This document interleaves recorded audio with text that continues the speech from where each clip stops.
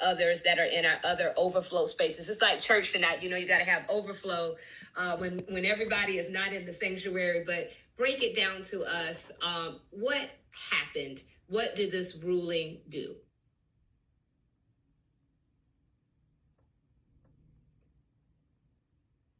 And Janae, if you're muted.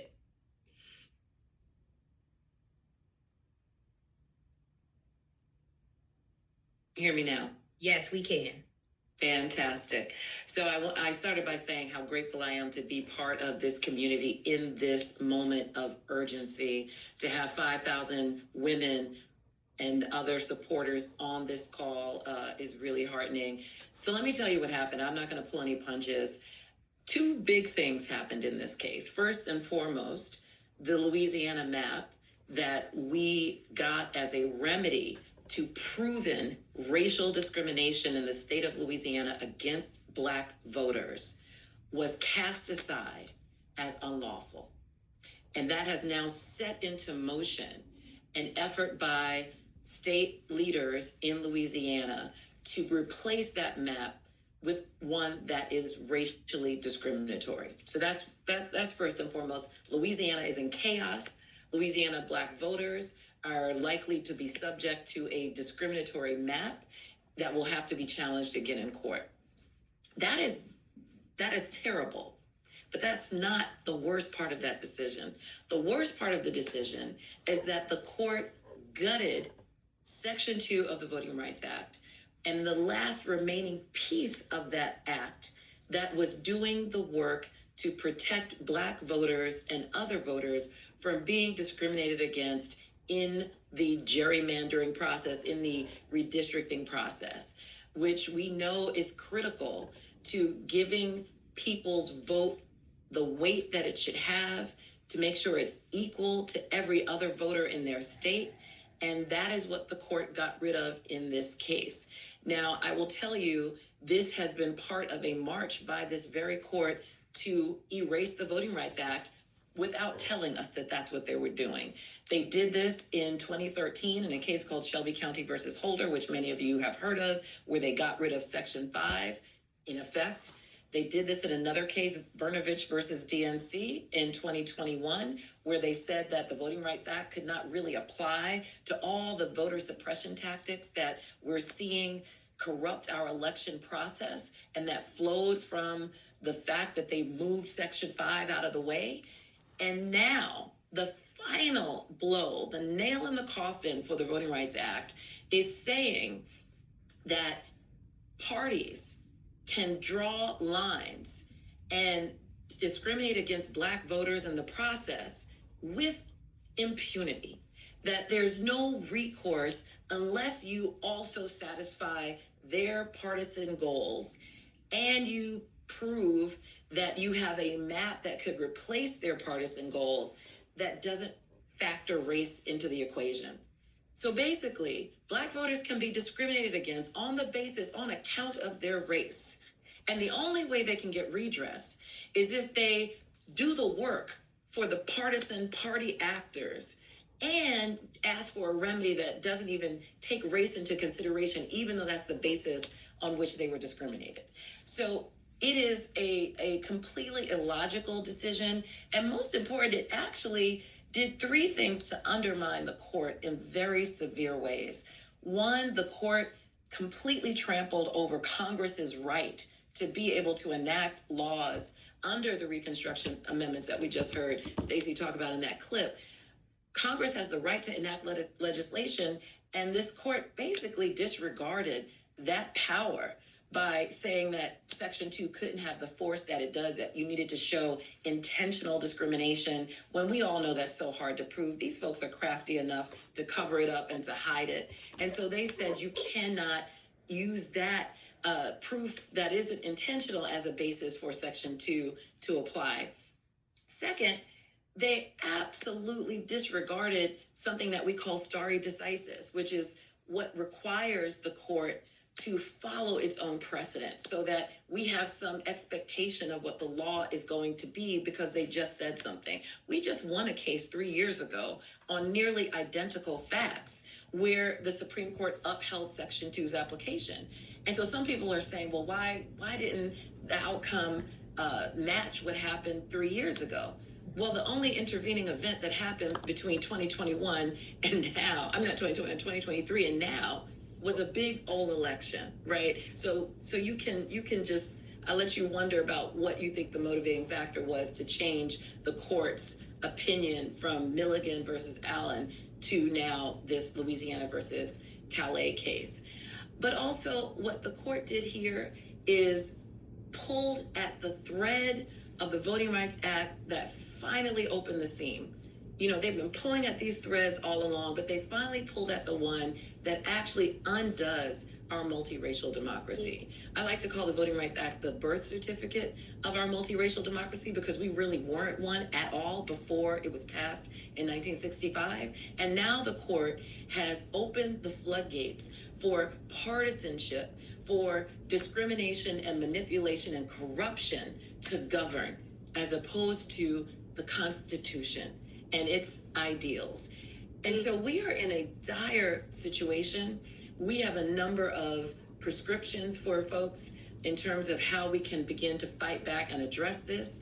And I think it's critically important that we organize immediately. This next election in November may be one of the very last, if not the last, where we will vote on lines that resemble any measure of fairness. And so there are at least 5 things you can do, and I'll just close by giving you all that assignment. First is if your state is changing the lines in any of its election maps, whether that's federal, state, or local, we need to get involved. We need to attend a hearing. We need to submit testimony. We have got to get involved in this redistricting process. People showed up in Texas. They've been showing up in places. And it makes a difference. It helps to build a record that we can then later litigate, and it also helps to push back. The other important avenue is to look for state legislation. Petition your state representative to pass a Voting Rights Act in your state. LDF has a toolkit that we've created, and we've been successful. Maryland just passed a Voting Rights Act last week that Governor Westmore signed, and it can be done in other places, and we need folks to advocate for it. We're also asking people to engage in these state and local mobilizations. There's mobilizations in Louisiana and Alabama this coming week. Please show up and show out. The 2 last things is commit to organizing your community to vote through registration, getting people the right ID, helping them get to the polls. Is this LDF racial adjustment? Is this it? Yeah, they're on screen. And then finally, I'm sorry, I think someone's not muted. And then finally, please go to the polls, power the polls, be a poll worker or a poll monitor, which is a volunteer watchdog. We need people to be in these elections and to make sure that they are safe and secure and that people can cast a ballot that will be counted fairly. This upcoming election, everything is on the line, and so we need everyone to be engaged, especially because we don't have the protection of the Voting Rights Act that we once had. The courts will not save us. They've never saved us. We've only saved ourselves, and so we've got to do that again. Absolutely. Thank you so much, Janae. Sherlyn, I want to go to you because you've been raising the alarms about the gutting of the Voting Rights Act for years. I remember being right there doing Shelby County versus Holder in 2013, even Citizens United and all of this that are all now working together. My first question to you is, what is left of the Voting Rights Act? That's my first question. And what does this ruling mean in terms of any enforcement? Is there any avenues that are left? And then I want to go to what can we expect next? Because there's questions about, we know, birthright citizenship and other questions like what's possibly next. I know those are a lot of questions, but you are a scholar of scholars, so break it down to us, please. So much. And first of all, thank you to Janae, the amazing leader of the LDF, who argued the Louisiana versus Calais case in the Supreme Court so excellently. And, I know this is tough. It's when you do all the preparation to argue a case and the law is on your side and the Supreme Court does what they want to do anyway, it's tough. So y'all lift my sister up and thank her for her work and her advocacy. I want to say just a couple of quick things. First of all, I need folks to understand what really happened here, because what it tells us about the Supreme Court tells us how we have to proceed in this moment. Janae is absolutely right about what the court did, but they did something even more ominous, I would say. What the court did essentially was overturn the 1982 amendments to the Voting Rights Act, and also overturned the court's own decision in 1986 in a case called Thornburg versus Jingles, upholding the 1982 amendments to the Voting Rights Act. The 1982 amendments to the Voting Rights Act were undertaken by Congress to overturn a conservative Supreme Court decision in a case called Mobile versus Bolden in 1980. And in that case, the Supreme Court said that you need to prove that actions are intentionally discriminatory in order to prevail under the Voting Rights Act. You have to prove that racist people were trying to be racist.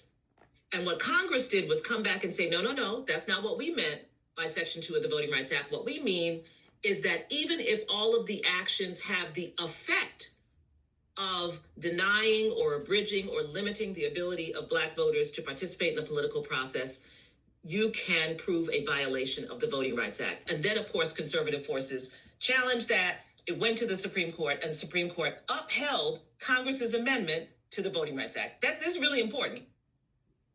It's also important to know that this was during the Reagan administration, and in the Justice Department, there was pushback against the proposed 1982 amendments to the Voting Rights Act. In other words, they tried to stop Congress from passing these amendments. And the point person in the Department of Justice, first as a special assistant to the Attorney General, William French Smith, and then as an assistant to the Solicitor General, Rex Lee, the father of Senator Mike Lee of Utah, was the point person. This young lawyer was the point person on trying to defeat the amendments to Section 2. That young lawyer was John Roberts, who later became and is the Chief Justice of the United States Supreme Court.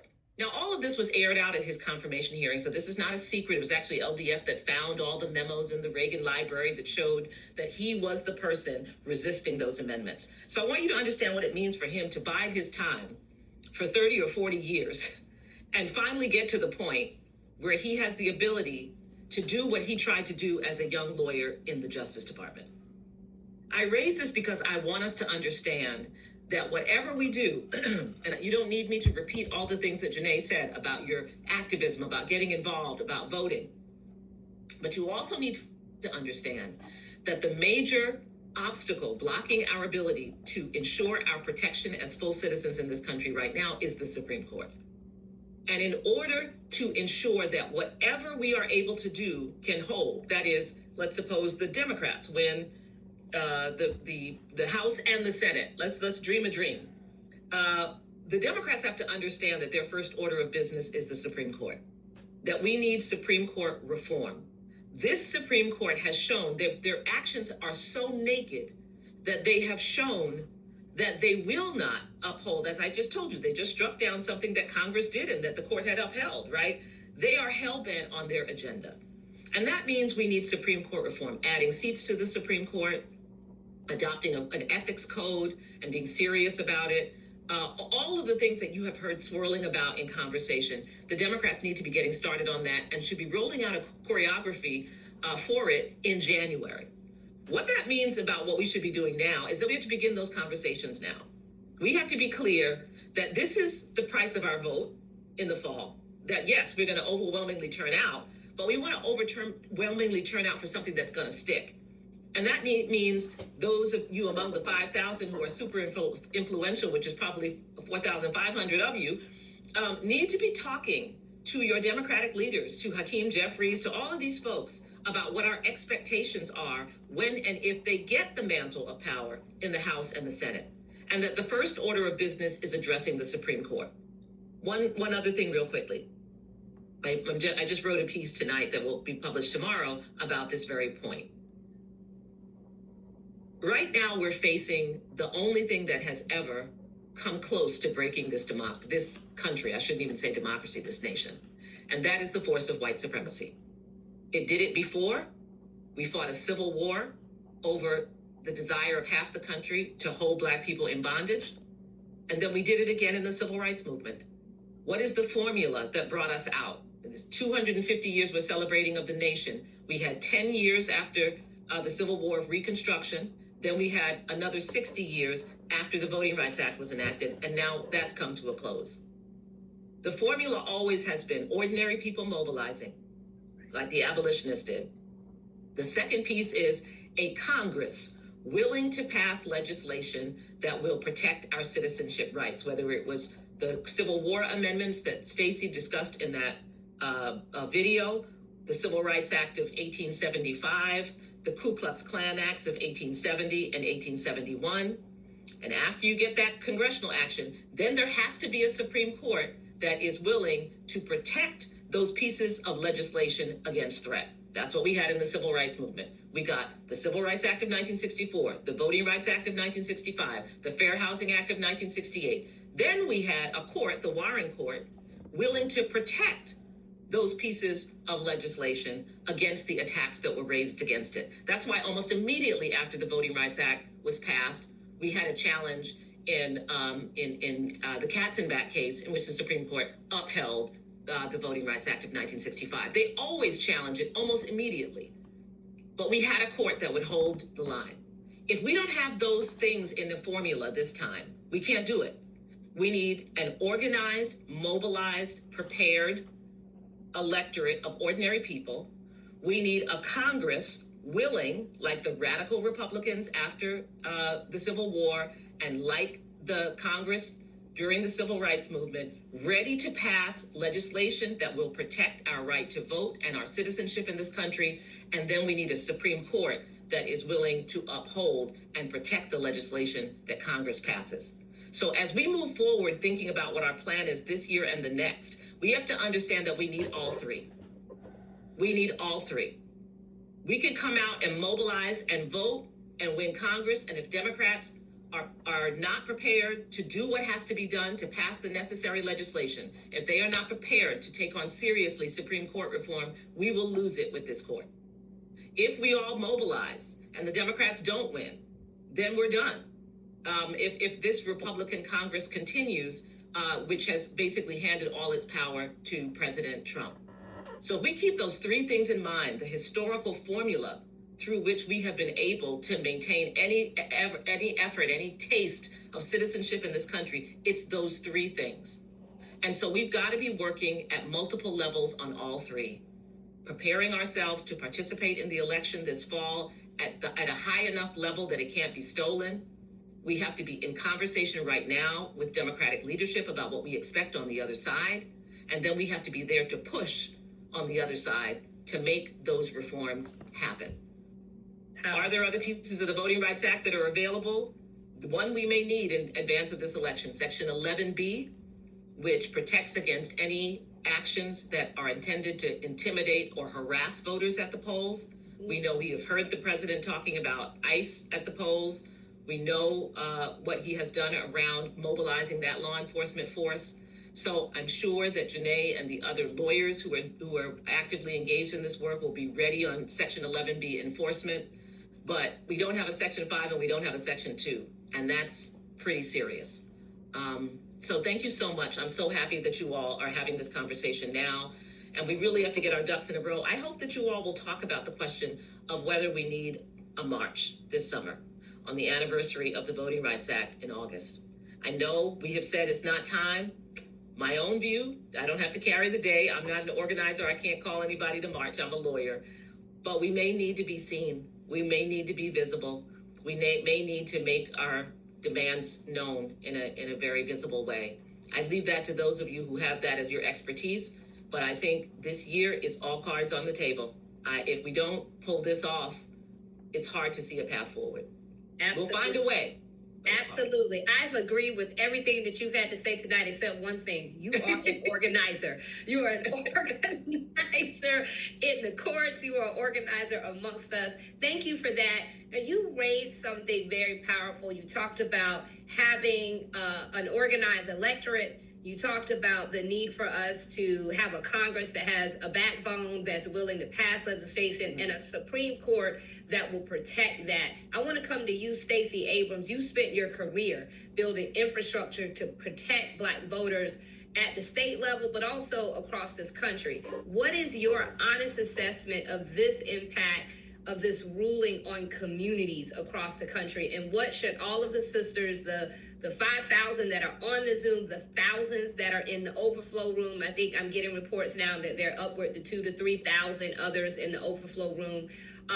To anybody that's on here, walk us through what we should know about the real world effects of this before we have our next election, and also some of the elections and primaries that are happening right now. Thank you so much, Jateka, and thank you to Sherilyn and Janae for really laying out the case. I want to bring it to brass tacks. We've got to recognize that at every level of government, this decision is going to change the way our lives are lived.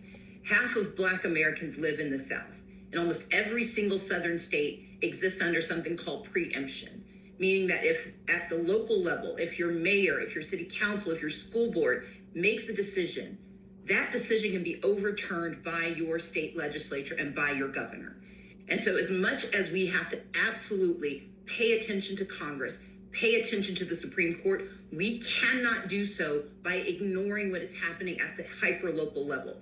If housing is an issue, if healthcare is an issue, if getting your kids to a school that is worthy of them is an issue, those are local decisions, and the lines that they are redrawing for Congress are coming for a school board or city council or county commission near you.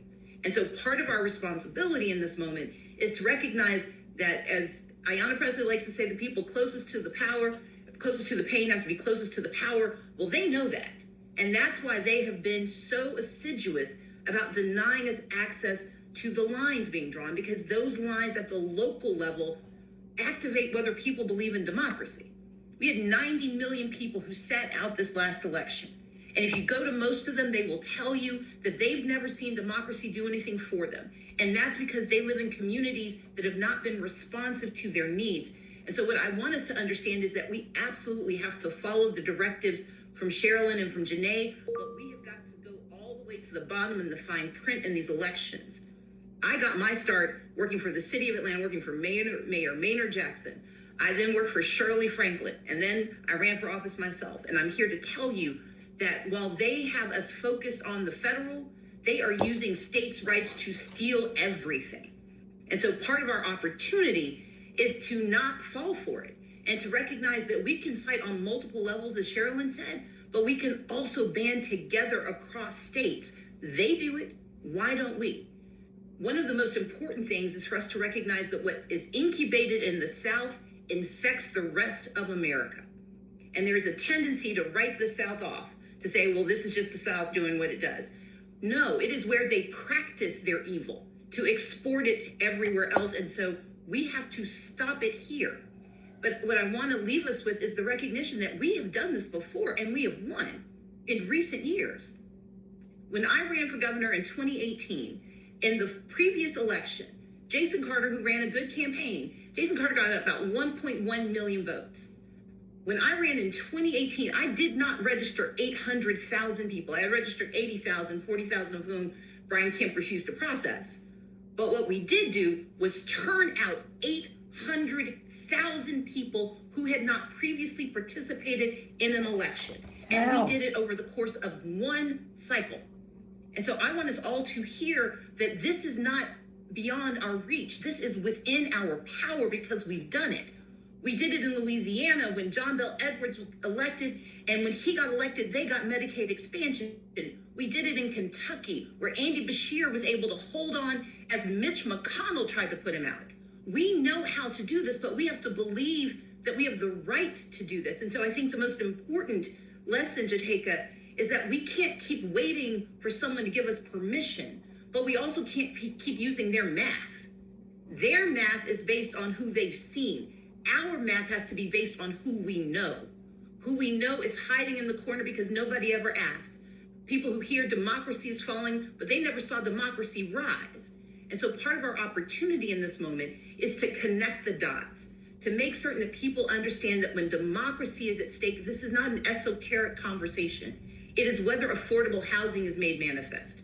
It is whether or not your children go to jail for something that their friends would never get in trouble for.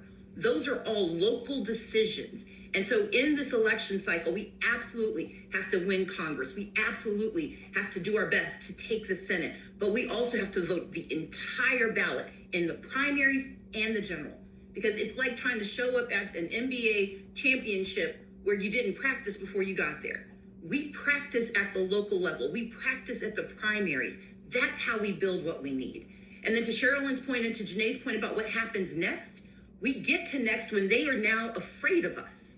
Because you saw, I may not have become governor in 2018, but we built our muscle memory. We've got to build muscle memory in 2026 for the fight to come in 2028. Because the next thing they're going after is the U.S. Census. And that's what I'm going to end with. The U.S. Census is the ball game. As much as we have to fix what is happening, the reason they're going after birthright citizenship is that they know that if they can also game the census by undercounting us, by using calculation instead of counting, they don't have to worry about when this country becomes majority minority because they've already rigged the system against us.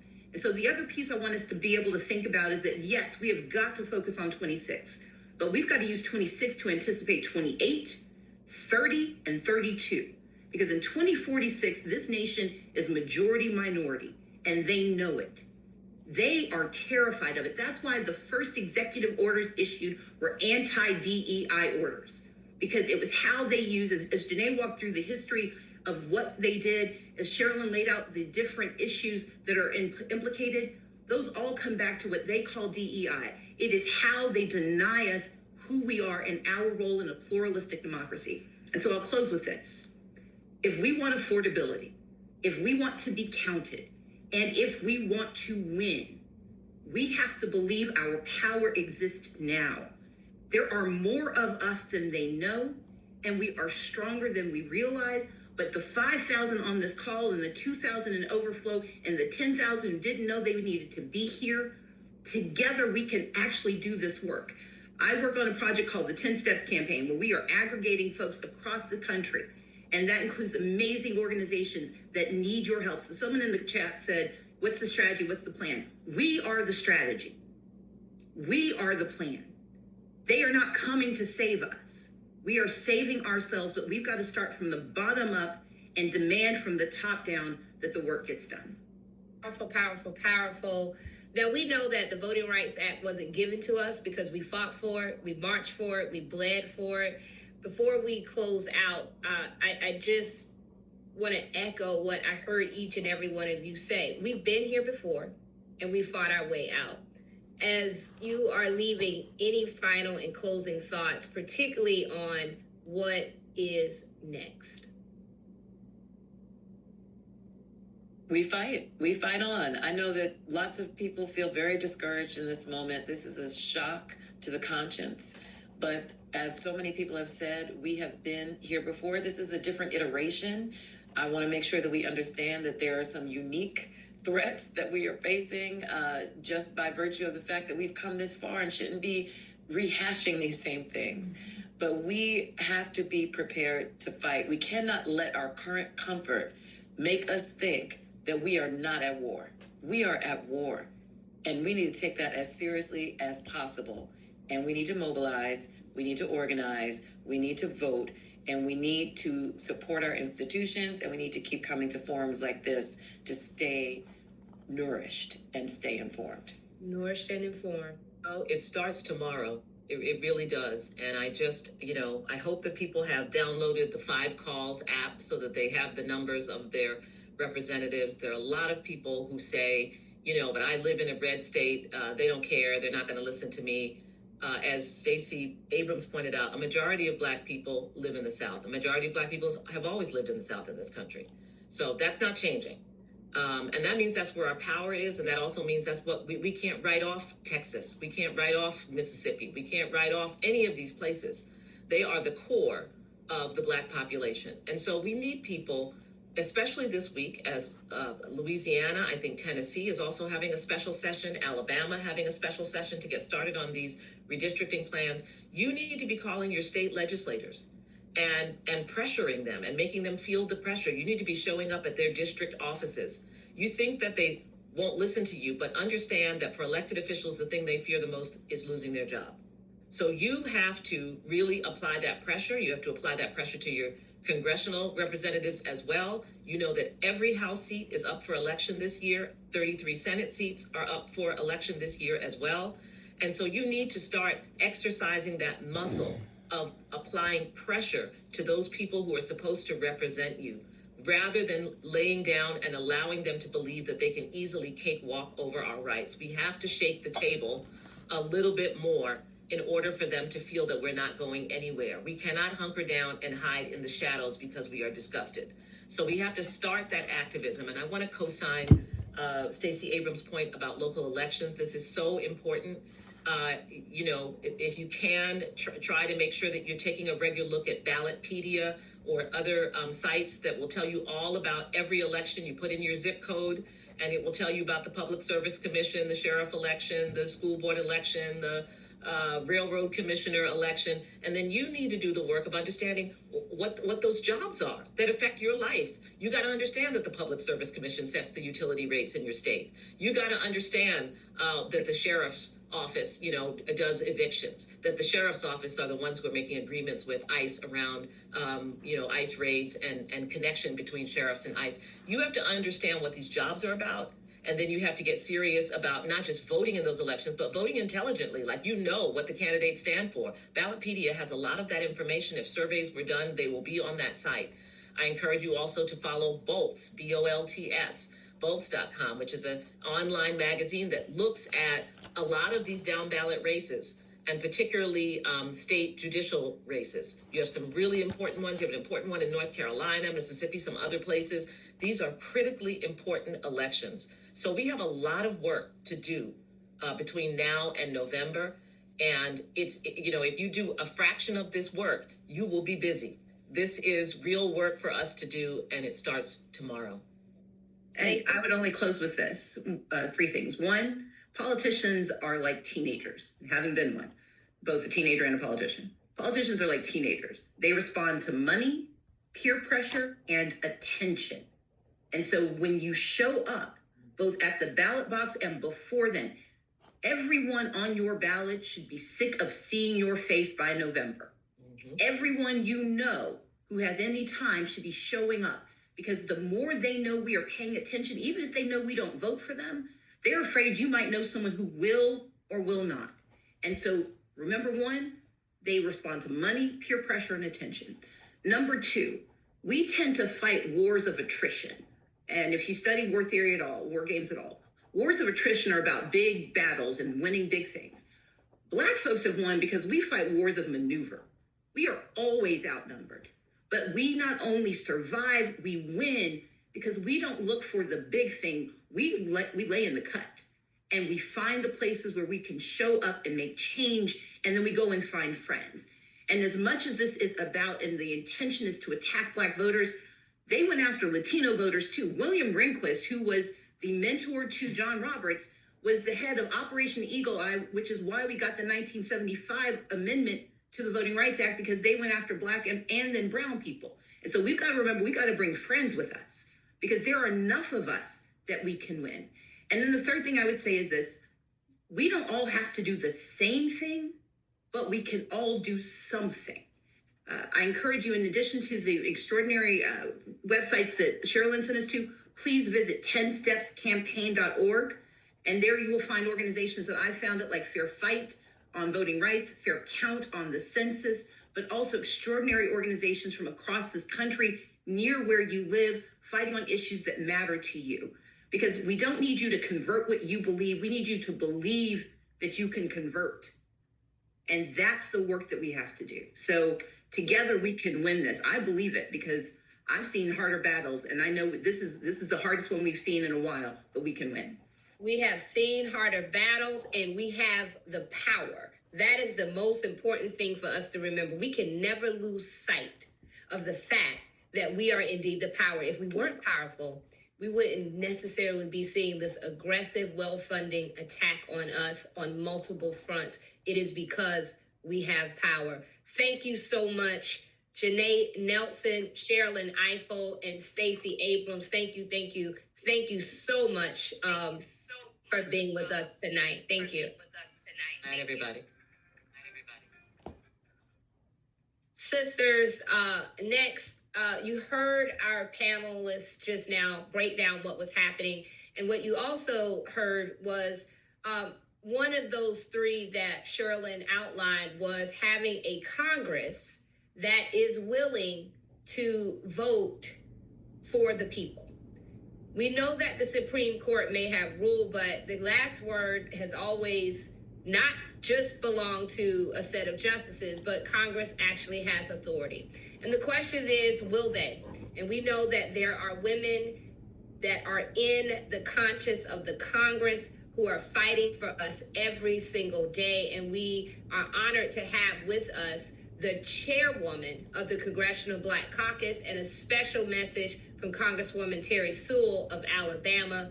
I want to welcome the chair of the Congressional Black Caucus, our sister. You've been with us since day one, Congresswoman Yvette Clarke. Welcome and thank you for being with us here tonight. I want to first thank you and the entire Congress. I want to ask this first question. How